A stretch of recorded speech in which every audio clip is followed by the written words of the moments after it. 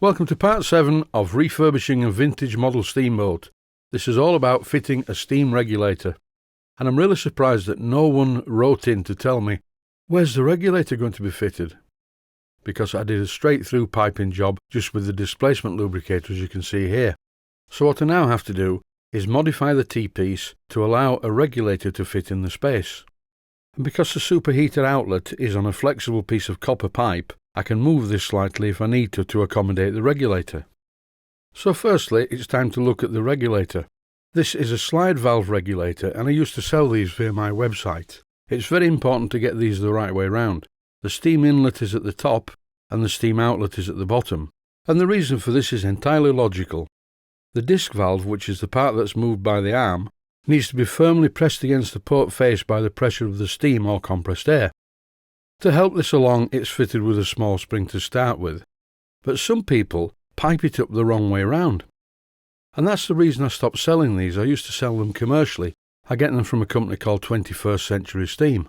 But I stopped selling them because I wasn't really making a fortune on each one.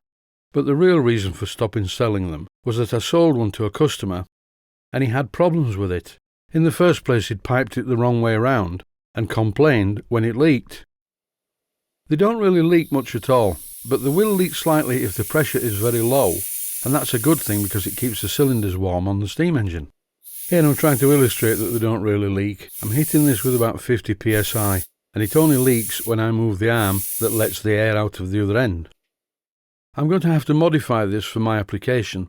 The inlet and outlet are on a 1/4 inch by 40 threads per inch union. For the installation within this steam plant, both ends need to be 5/16 by 32, because both the outlet from the superheater and the inlet to the steam engine are 5/16 by 32. I also need to rethread all the way down on these inlets and outlets on the regulator, so I'm just using a 1/4 by 40 tailstock die holder, and after a while they look like this. I didn't actually do the whole job by hand. I put it in the vise and used my tailstock die holder to cut the thread all the way down. And then some application of Loctite 542 and a quick tighten with my adjustable spanner, which does not round the edges, and the adapters are fitted. However, thinking about it, I've done this wrong.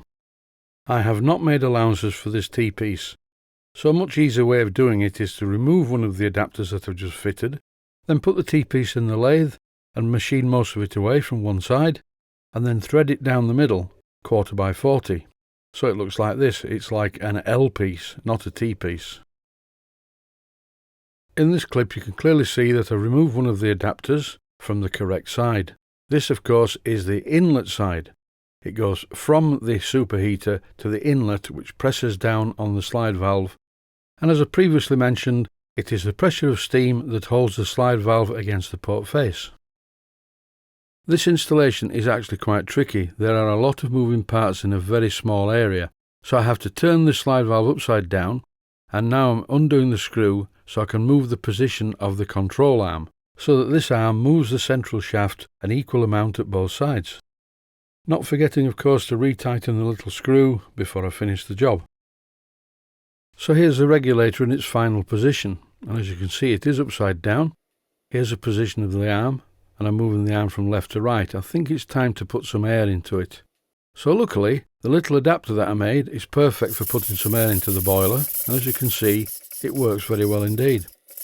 And when I put a control rod in place for the radio control system, it's not going to foul the reversing lever. What is apparent is this reversing lever is dropping slightly too low, but all this will be put right when I install the radio control system, when I have full control over the travel of the servo. This is a piano wire control arm, specially bent with a little pair of pliers that I have, and these control arms, operated by servos in the stern of the boat, will operate the reversing system, the regulator and the emergency gas cut-off valve. Fitting a special shut-off valve is a good idea in case the boiler accidentally gets run dry, and it allows gas to be shut off and therefore the heat source shut off, so although the boat may stop in the middle of the lake, which is a bit of a pain, at least it will not be emulating a Viking funeral. Whilst I've been talking about gas valves, I've just sneakily removed the wet header pipe and the superheater pipe, and now what I'm going to do is clad these using some string. You need to put a little bit of cyanoacrylate adhesive on first to just tack the end piece of the string, and then the rest of it is just winding the string around the piece of copper pipe. That's all you need to do. You don't need to glue it in place every step of the way, but make sure that you wind it tightly. I don't know where I got this string from. It's some quite coarse, thick string, but it will serve its purpose to keep the heat in and also stop you inadvertently touching the pipe with bare hands. These pipes get extremely hot, particularly the one from the superheater. It will give you a very nasty burn, so at least with the string on it, it will reduce the pain. This is a small pot of Humbrol Acrylic colour, and of course it's white. This is a pot of paint that's been in the workshop for a long time, so it's a little bit thick and gloopy, but it's fine for this. What I need to do is just cover all the string and get rid of the hairiness of the string, that is, not me. I still need a couple of million years yet to evolve fully.